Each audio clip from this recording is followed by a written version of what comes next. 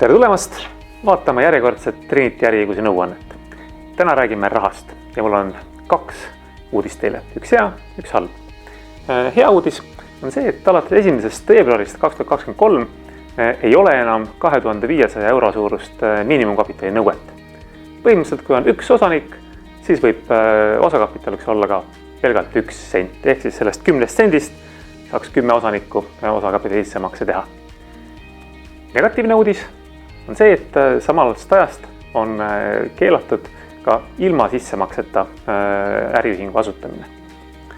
Aga arvestades seda, et sissemakset ei pea põhimõtteliselt olema suurt, siis selle 10 senti vast igaüks leiab. Kui teil tekib selle kohta küsimusi, siis võtke meiega ühendust, aga muidu näeme järgmisel neljapäeval.